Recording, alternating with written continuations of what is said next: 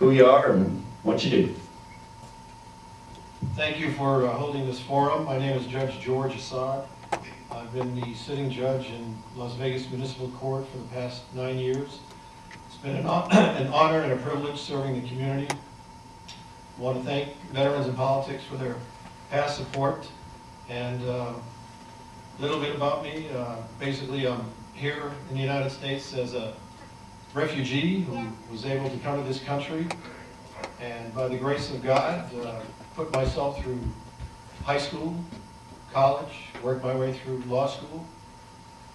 Lost my father at a young age, so I had to support my mother and sister. And long story short, I'm a good example of the American dream come true, where with hard work and perseverance, anybody can make it in this country. It doesn't matter what color, race, ethnic background, economic level. If you're willing to work hard and do the right thing, then you can succeed. And here I am, living proof of that. So thank you for this opportunity to be here. I'm Nicholas A. Perino, and I'm running for also the court department 3. I've had 41 years of legal experience. Started out with the Federal Bureau of Internal Revenue Service as an IRS field agent. I also, in that 41 years, I was in 25 years, I was in private practice. I was, when I first got out of law school, I was hired by the City of Cincinnati Solicitor's Office and assigned to the Real Estate Division. The last 3 years in that division, I was the head of the division, had 45 people working for me, attorneys, appraisers, and negotiators. I then transferred to the City Prosecutor's Office. After that, I was appointed to be a magistrate in Domestic Relations Court, where I heard division of property and custody and visitation. I then went back into, private practice. I was then appointed to the Hamilton County Common Pleas Court. That court is the same, comparable to the district court here, unlimited jurisdiction. I came out here to Vegas in 1999 to be in-house corporate counsel for PurchasePro.com. The last 3 years I've been an alternate judge in Department 3. In both of my private practice and in my, as a judge, I tried every level of misdemeanor and felony case, from the smallest all the way up to a death penalty case, both as a judge and as a defense attorney. I'd appreciate your support for this. I think I have the qualifications and would like to serve. My highest thing in my practice was when I was a judge, the survey of the local attorneys. They have 3 levels. Not recommended at this time, recommended or highly recommended. My evaluation was highly recommended. Thank you for having me here. Good afternoon. My name is Anthony Goldstein. Push the button. Good afternoon. My name is Anthony Goldstein. First of all, I appreciate the Veterans in Politics for conducting this forum. I appreciate the opportunity to address this panel. Would like to point out that I am in the middle seat. I did offer it to his honor. Out of respect, he graciously agreed to sit a little bit down, but didn't want to extend that courtesy as he is the incumbent and a sitting judge in this court. About myself, I went to law school here at UNLV. I've been practicing here continuously in the private sector for 10 years now.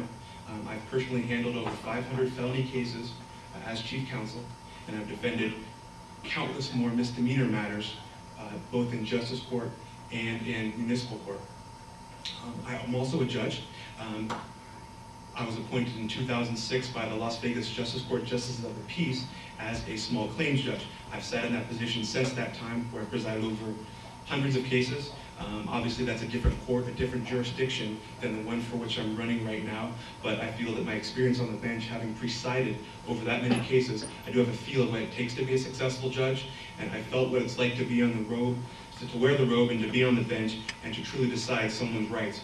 And I will do my best as a municipal court judge to continue to serve the community and to continue to raise my family here. Thank you very much, and again, I appreciate the opportunity.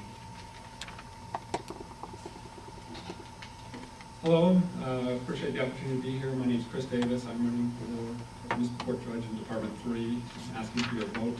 I'm currently a Deputy City Attorney for the City of North Las Vegas, where I defend our police officers in all types of actions, but particularly civil rights actions. Previously, I've worked in private practice at the firm of Morris, Pickering and Peterson, had the opportunity to work closely with Justice Chris Pickering before she was elected to the bench. In that capacity, I helped litigate multi-million-dollar cases with the firm, handled every type of commercial action that you can think of. Prior to that, I worked for the Ninth Circuit Court of Appeals with the Honorable Johnny B. Rawlinson, which is the second highest court in the country. I've also had experience at the federal district court level.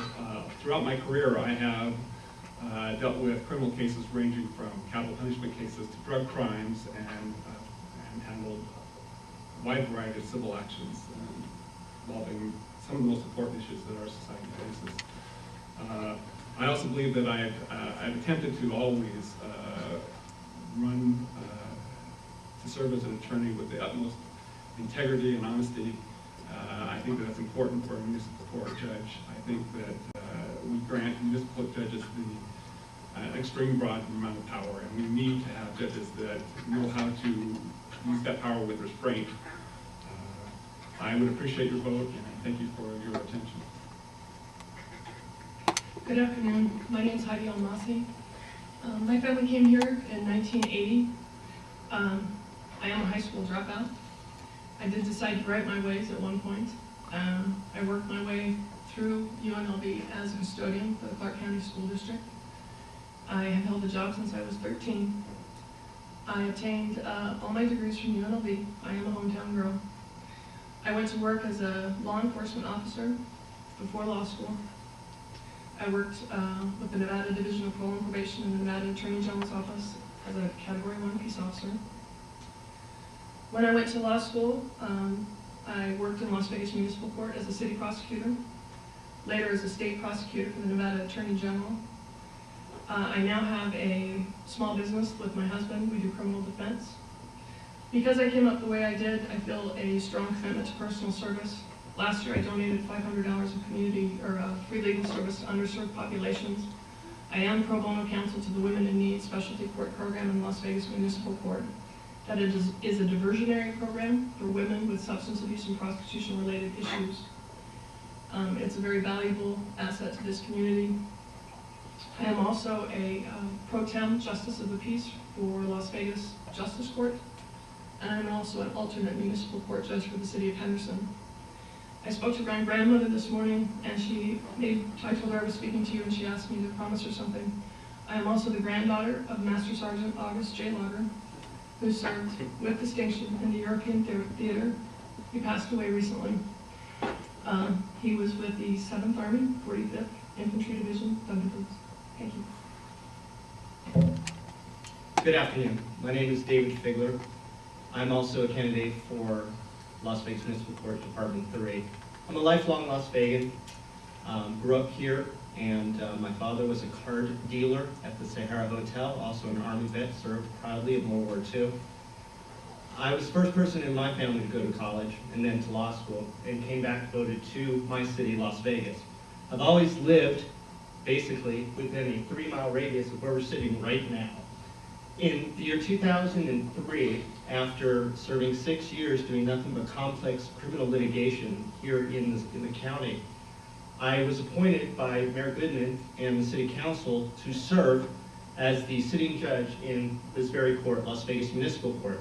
I served proudly. I served with Judge Assad, and some of the other judges are still there, some who have unfortunately gone to a different place.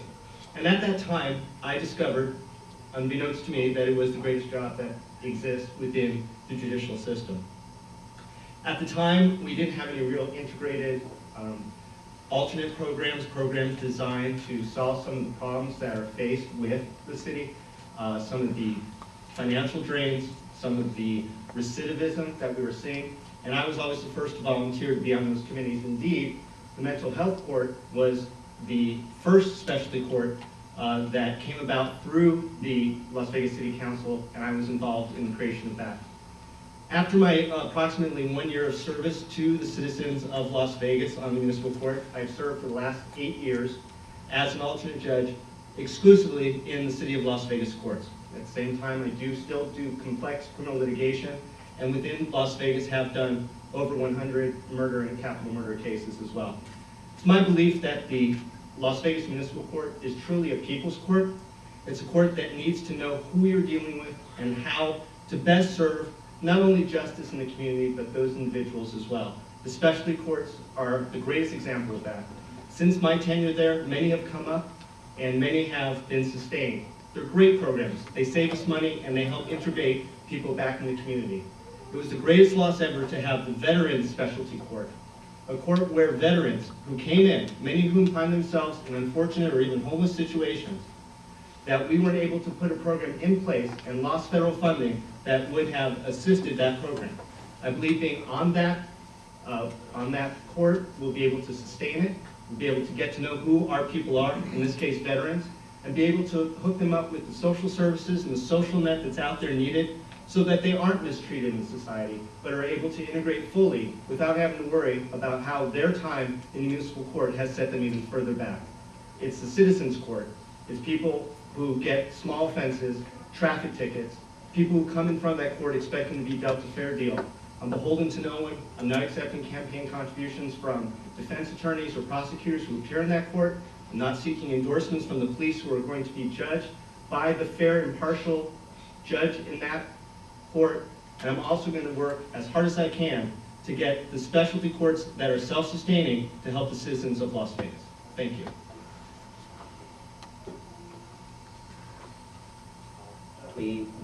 Do we have any time left? Yeah. Do we have the next block, or? No, we got 20 minutes. Okay.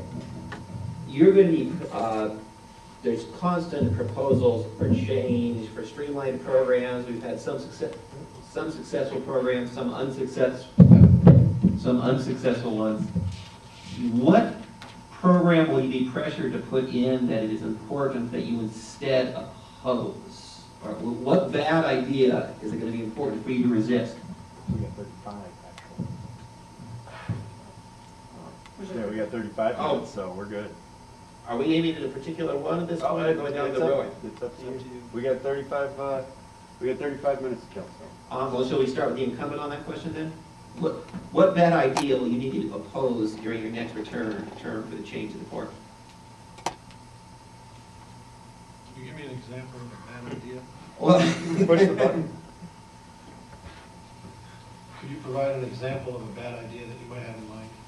oh, perhaps streamline the DUI system with automatic release in 3 hours without taking another.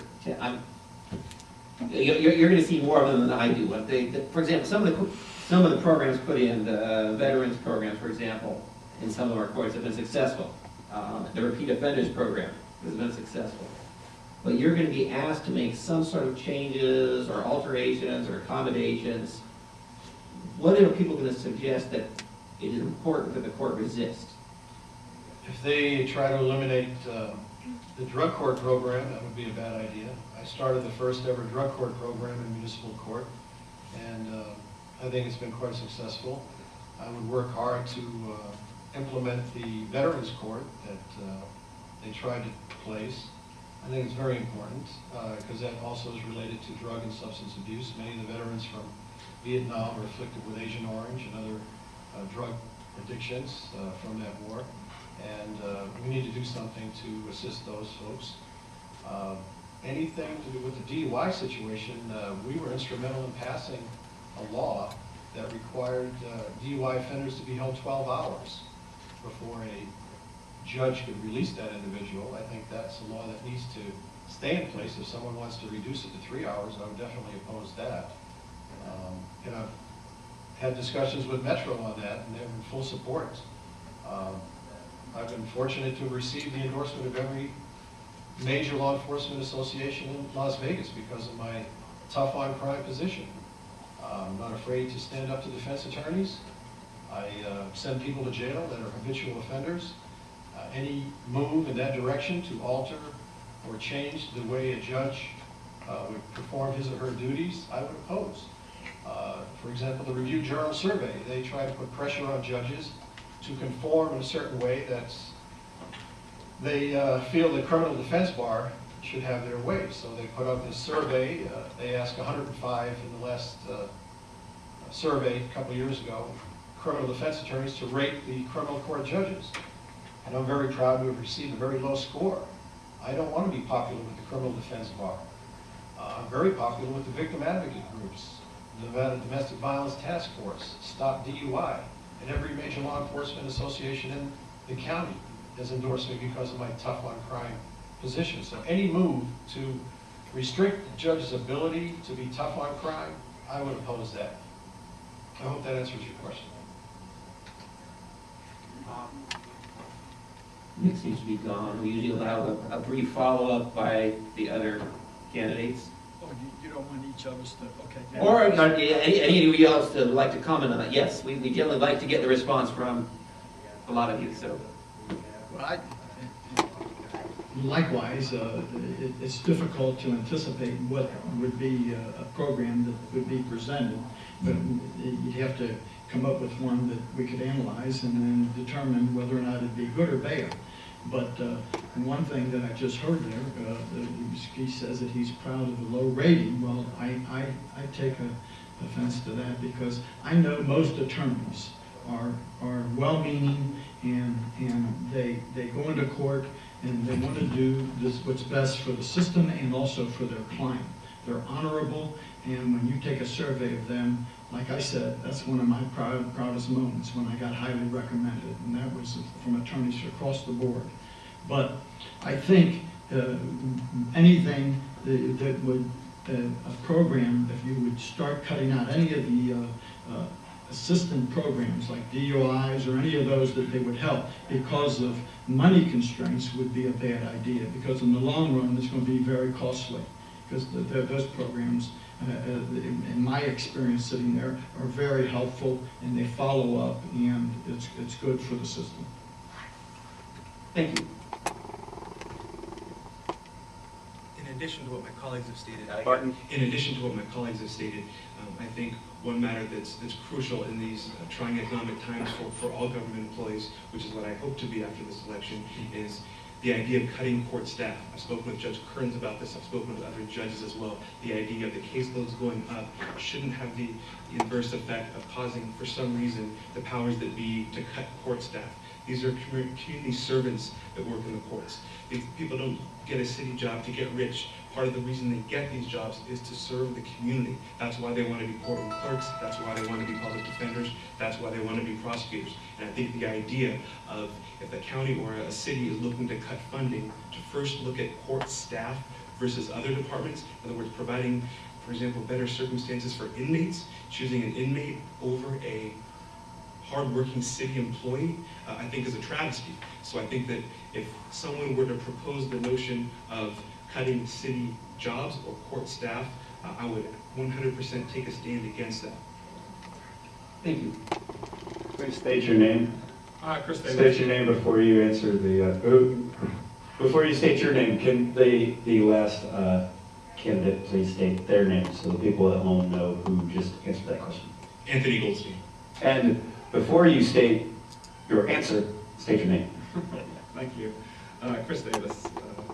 I guess I'm just kind of reiterating what's now been said several times, is that courts are pretty much the orphan child of the political system. Judges have a responsibility not to speak publicly a lot of times. There's not a lot of public furor over funding court systems. I think we kind of get left behind in a lot of the instances when doing programs. People don't actually see the positive impact courts have on society. I think it's important that judges do all they can, though, to make sure that funding for the courts, especially here in Las Vegas, where caseloads are burgeoning. I mean, we're not having reduced caseloads. It's not like some of the things that you do all you can to make sure, and that also, though, that when you get, if you're successful in getting that funding, making sure that funding goes into the most successful programs. I don't think we need to just fund whatever program comes along. I think, though, that we need to look into it and look at how we can streamline those processes and become more efficient. Heidi Almasi. I think it's time to bring some common sense to the situation. As a candidate, if elected, I think the proper balance is to strike a balance between fiscal responsibility and public safety without taking away from either of those very two important factors. There has to be accountability for public safety, and we also have to be fiscally responsible with the taxpayers' dollars. David Figler. When I used to sit on budget meetings when I was one of the judges in Las Vegas Municipal Court, it astounded me two things. Number one, how much reliance was placed in our budget on traffic tickets that go to most of the citizenry of Las Vegas. And number two, how much of a resistance there was to any transparency in that fact. The fact of the matter is that there's a lot of inconsistency, that most people's contact, most of the people who are watching this, their contact with Las Vegas Municipal Court is not going to be for the low-level misdemeanors that plague this very area, the downtown area, the area that I believe I'm the only resident of who also works down here and basically plays down here. I see this crime from a very first-person perspective and have a lot of ideas with how to curb it so that the thriving downtown area can be just that. But more importantly, I think it's a really bad idea to continue to resist the transparency with regard to what's going on. Basically, folks, it's like a secret tax. If you ever got a traffic ticket 5 years ago, 10 years ago, you might have come in, you would have wasted a lot of time, and it would have cost you $90. Those fines are now up to $400, $500 per ticket. That's a revenue for the Las Vegas Municipal Court. Now, it's an important revenue, but it needs to be one that's transparent and discussed with the people. Because if the people don't have input on it, if there is potential rage or upsetness for this kind of unofficial tax, it needs to be dealt with in a very public manner, not a secret tax on the people. So I would highly resist any effort to keep the municipal court offline, because it's one of the last few courts to go online. I think that with regard to the fines, I think it needs to be made up front what part of our budget that is, and so that's part of open discourse. And then third, I think there needs to be consistency. When someone goes in there maybe 2-3 times to pay a ticket, it shouldn't be something that their neighbor is paying less for or more for, but there needs to be a consistency on that.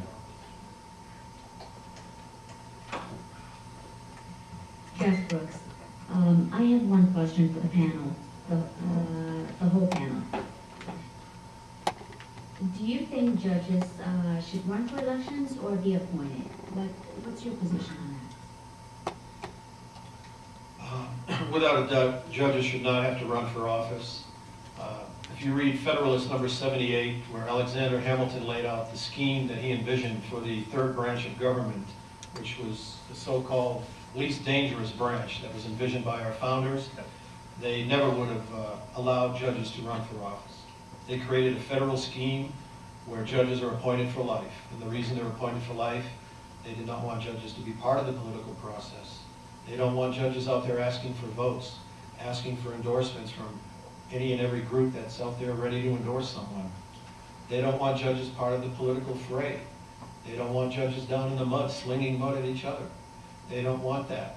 There was a reason why they wanted judges to be independent, and that is so they can make fair and impartial decisions without any repercussions from the public or the particular political winds of the day. We would never have gone from Plessy versus Ferguson in 1896 with school segregation to Brown versus Board of Education in 1954, the case that desegregated public schools, because the federal judges, had they been subjected to the electoral process, would never have implemented desegregating the schools, because it was very unpopular in the South and also in the North.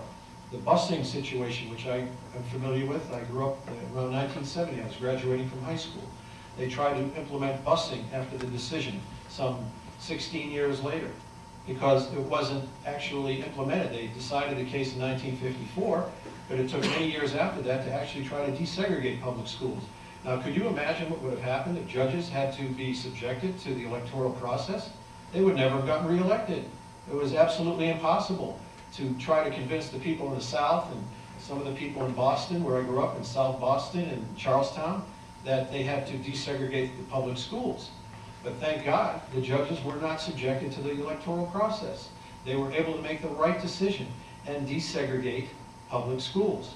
So Nevada is one of the few jurisdictions that does elect their judges. It is what it is. It was on the ballot last election cycle. The public voted it down. I respect that decision. But personally, I believe that the judges should go through some other type of process to receive an appointment, which I went through initially. I was appointed through the Las Vegas City Council and the mayor back in 2002, and that was a unanimous decision by them. And I've had to run ever since. I ran unopposed the last 2 cycles, and this is my first contested race. Perhaps it'll be on the ballot next election cycle. The referendum may pass. It seems to be the consensus of Justice Maupin, Justice Sandra Day O'Connor, who was an advocate for the another process to elect judges rather than, to appoint judges rather than elect judges. Perhaps next time they can put out a better advertising campaign and maybe convince the public that judges should be appointed through some type of commission, some type of process, a governor's appointment. Something has to be better than this electoral process that we have in place. The preferred system is, you originally, when there's a vacancy on the court, you have a committee formed with guaranteeing that it's a balanced committee, and you get appointed. From then on, you do go before the electorate, but you run against your record. And in order to be retained, you have to get over 50%. I believe that would be a good compromise, because then if there's an appointment that's tainted by the political circle, or if a judge isn't performing properly, at least the electorate then gets to vote and remove him. So I think that hybrid system is the best system.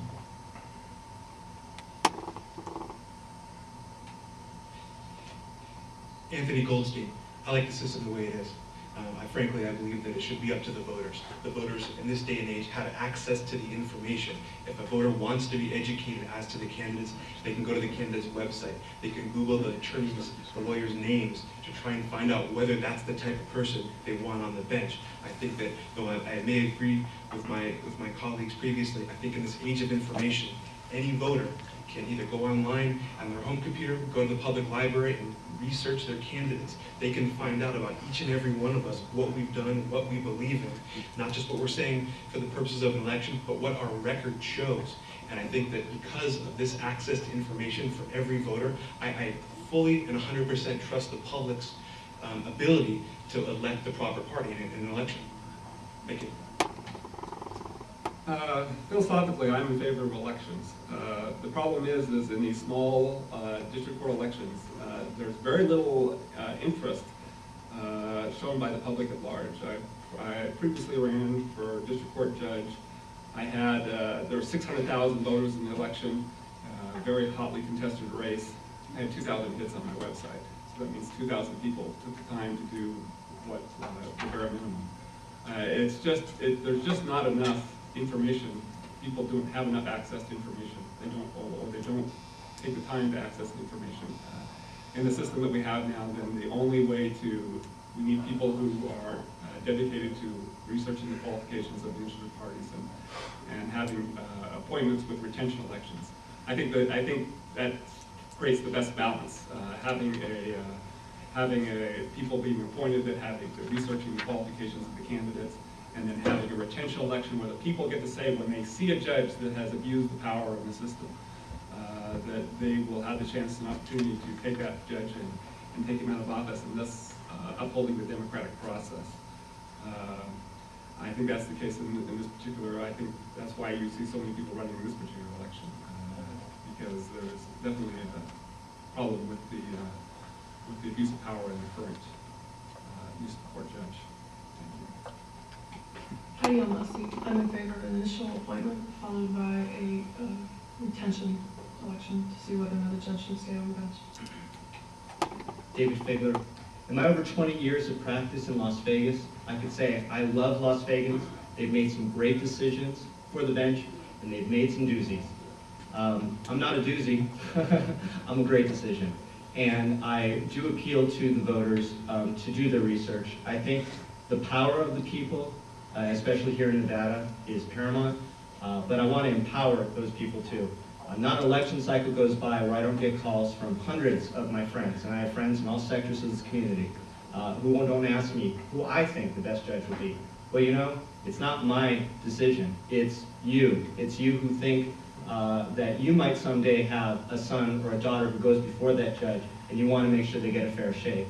So while it's nice to be appointed, I can tell you it's a lot more fun than running in an election as I have been. I think that ultimately the people of Nevada have to have a strong voice, and that voice is only served in this way through the electoral process. But I think it is incumbent upon us as candidates and also somehow in the system to get a better understanding in the people so that they can make better choices.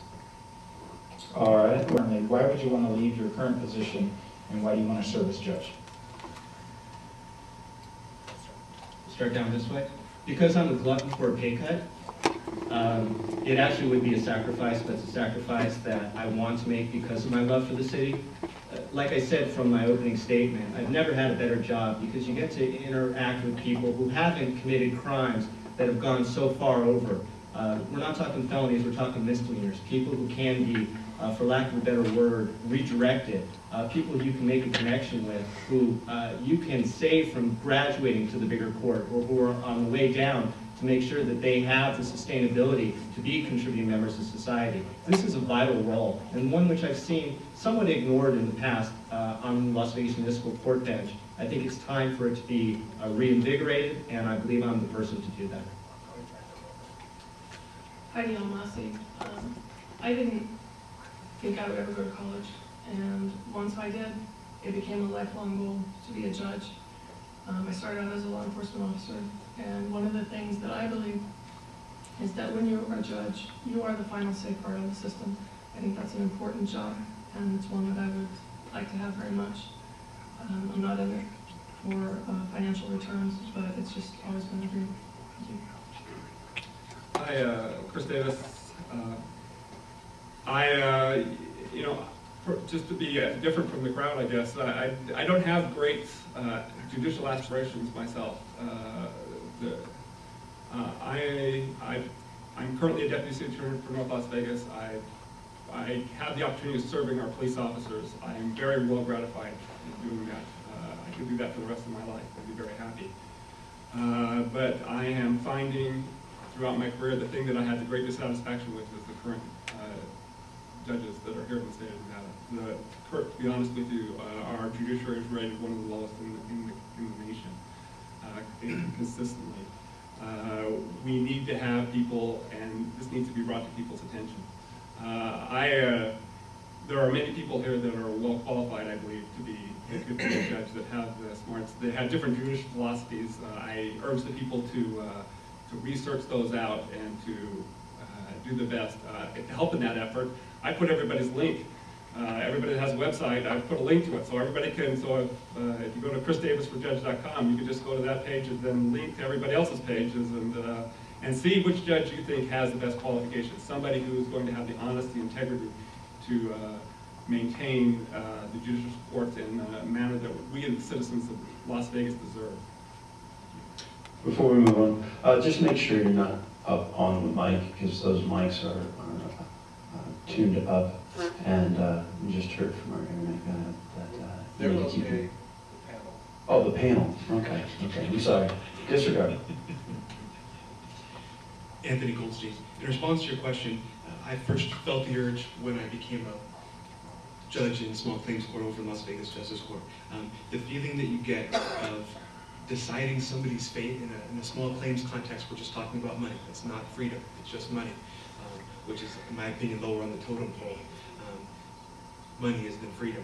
And you realize, even in small claims cases, that one person's $50 lawsuit means the world to them. That means they can pay their bills. It means the roommate that they helped out, who neglected to pay the power bill on the way out, they get that money so they can have power. You realize that one person's day in court can be their whole life. We're not talking about major corporations, we're not talking about multi-million-dollar decisions, but you realize this person standing in front of you who perhaps has never been inside a courtroom or been in front of a judge, this is their time to present themselves. And very few of these litigants have attorneys. So it's them, and you understand that you need to take very special attention to each person in front of you, even if you're talking about a $50 lawsuit from one roommate to another or something along those lines. Just like in this court, it's a situation where every person that comes in front of you has a different life story. They're in front of you for a different reason. They need a different sort of treatment than the person that came before them in line. And I think I learned that as a small claims judge, and I think I can apply what I learned in small claims court to this criminal arena in Las Vegas Municipal Court. Nicholas Perino. I have to say, of my 41 years of legal experience, one of the highest rewarding, personal, satisfying experiences was my time on the Common Pleas Court. And I feel very good about that, and I feel justified in my going for this position by, as I pointed out earlier, my rating with the broad spectrum of civil attorneys and criminal attorneys that rated me, gave me the highest rating. So I would like to return to the bench and serve the people here, and that's why I'm in this race. And I thank you for that question. I left private practice to join the bench at two reasons mainly. One was to give something back to our community. Las Vegas has been very good to me. I came here in 1976 with about $700 to my name, a bachelor's degree, and my dog. And I was able to save enough money to go to law school. Started out in the district attorney's office prosecuting major felonies and misdemeanors, and went into private practice for several years, made some money, and then at the insistence of some other judges and many officers with the Metropolitan Police Department, I was urged to run for the election of a judge position. I was fortunate to get that appointment by Mayor Goodman and City Council in 2002, and I believe we have a very fine judiciary here in the state of Nevada. I believe judges should be fair and impartial. I believe that I have been fair and impartial, and that's why I have received the endorsement and the support from many of the citizen groups. The surveys they've conducted, they've held me in the highest regard. The Stop DUI Task Force, the Battery Domestic Violence Task Force of Southern Nevada have recognized me with many awards and plaques for my outstanding positions on being proactive in the area of protecting women and children from repeat offenders and from stopping repeat drunk drivers from injuring our citizens. I think it's the most rewarding and gratifying position I've ever held. Granted, as Mr. Figler said, you take a cut and pay, but that's okay. Sometimes you have to give back to the community, and I can think of no better way to give back to our community and our country and to serve our country, as many of you have in the military, than to serve in one of the, I think, is the best branch of government. That is the third branch of government, the judicial branch. Thank you for that question. Thank you. All right. Does not have a JD after his name. I'm just curious, when you look at the public opinion of lawyers, it is absolutely atrocious, right down there with the Congress and the Senate of the United States. Tell me why. Tell me what you can do to change that. What is the, what do you think the problem with it is?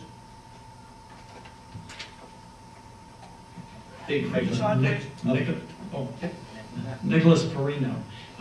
I tell you, it's almost the nature of the beast. We are in an adversary business, and I believe that the survey should be two questions, not just what is your opinion of attorneys, but what is your opinion also of your attorney?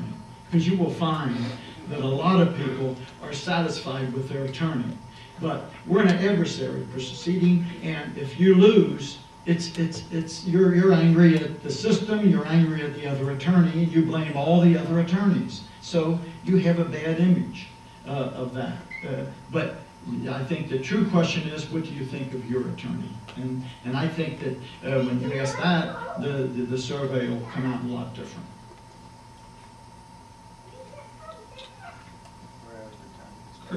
Okay. I think that one of the main reasons why attorneys have a bad reputation is it usually goes along with the territory of that they have a lot of power to be able to affect people's lives. When you have that kind of power, there's the chances of abusing that power. You know, the thing that people have to ask themselves, is it legal, is it honorable? I think those are two very distinct questions, and I think attorneys often ask themselves the question, is it legal? But don't necessarily ask them that second question, is it honorable? I think they need to ask both questions, and if the attorneys did, I think that maybe that's something that we as a general society should ask ourselves too. Sometimes, you know, if you're a dentist or somebody, you do something wrong, it doesn't get publicized. If you're an attorney, you do. It does get publicized. I think that that's what we need to have in our society as a whole. And if we did that as attorneys, I think the reputation of attorneys would get what it deserves. We're public servants. Anthony Goldstein.